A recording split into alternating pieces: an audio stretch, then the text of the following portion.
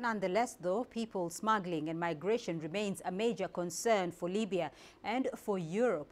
Migrants and refugees from Africa and the Middle East continue to attempt the dangerous crossing over the Mediterranean Sea. Now, while the numbers have dropped, aid agencies are still conducting rescue operations in the Mediterranean Sea. Just last week, the Italian Coastguard picked up 63 migrants and refugees from their capsized boat. So migration and people smuggling remain serious issues for Africa and the world. For more perspectives on that, I'm joined live in studio by Dr. Fatouma Nafo Traore. She's the Regional Director for Africa at the International Federation of the Red Cross and the Red Crescent Societies. Thank you very much for joining us. Thank you, Beth. On Africa Live. Now, the journey across the Mediterranean remains very risky, and yet many and thousands of Africans are still making that journey. Why is that? It's true. I've seen personally, while visiting the situation in Agadez, in the central part of Niger, visiting and seeing migrants in a very, very difficult situation. I was moved, and it's just very sad to see our young, our future of our continent still trying to go through the very, very dangerous routes of Sahara and the desert before getting to the sea. So the first part is the Sahara. The reasons are many, but one girl took me and said, "Come with me and see what is our motto."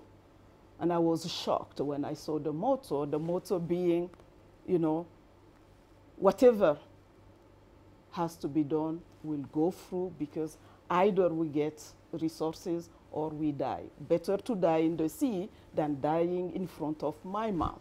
But we have also seen the conditions that these refugees live in when they get to the host nations. And we are also seeing a sort of rise in nationalism in some of those host countries, some of, looking internally.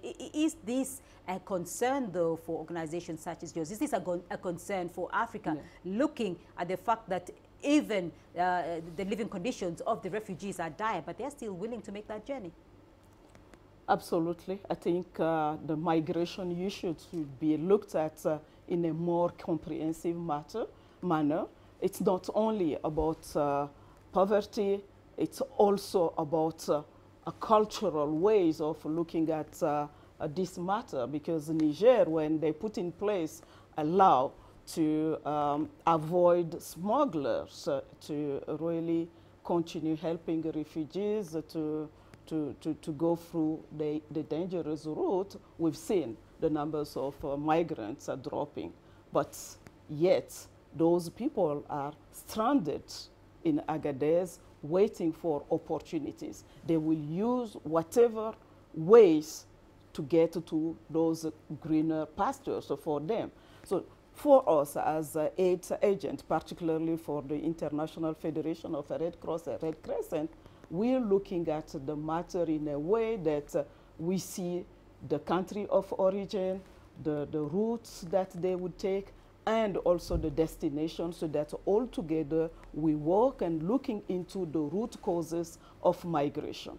Migration will continue, but we don't want people to take the most risky ways in getting to where they wanted to be. So saving lives and reducing the vulnerabilities and ensuring that in the country of origin that we have activities that will develop the resilience of the communities. So all policies and actions that needed to be taken have to be taken at community level, so that people understand very well the risks and not allow really our future to get into those difficult situations. Let's talk briefly about the routes themselves. I mean, there are countries like Libya, but a country like Niger as well is a transit route. We do understand that you've spent some time in Niger yourself. What can you tell us about the situation there?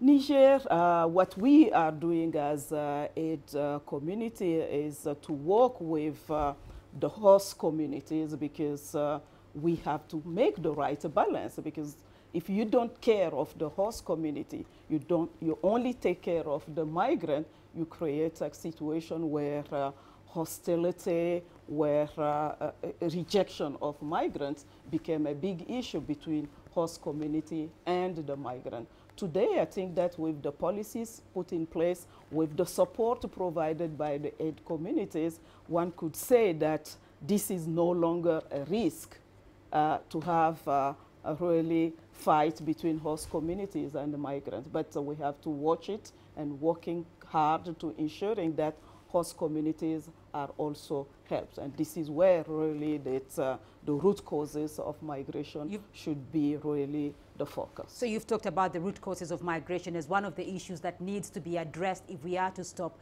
the migration of our youth across our borders. But countries like Niger, though, what sort of support do they individually need if we are to ensure that the issue of migration and people smuggling is solved? You know, Niger is ranked as the 187 out of the 188 nations that has been ranked through the UNDP Human Development Index. So you will see the level of poverty in Niger. But yet, women that are really moving to Arab countries, they just go as really workers, not regular migrants. They go as workers, get some resources, come back home. So we're working with those women to ensure that we help them to generate income locally and that they no longer migrate. You've said it, 6,000 have been sent back.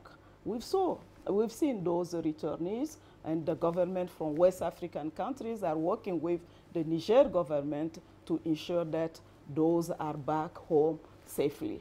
But what's really puzzled me is that in Agadez, you have the three groups. You have the refugees, you have the internally displaced, you have the migrants, but they don't talk to each other to learn from each other's experiences. What interests them is just go for greener pastures. And this is where really at community level actions have to be taken in order to ensure that really employment issues are dealt with, education is granted for everyone, and that our youth will feel safer and see opportunities in their home countries. Opportunities is for me the key word. Educating our kids, but also ensuring that they have opportunities for employment. Right, Dr. Fatouma Nafo Traore, thank you very much. We'll leave it there for the moment. Thank you, for your insights. Thank you.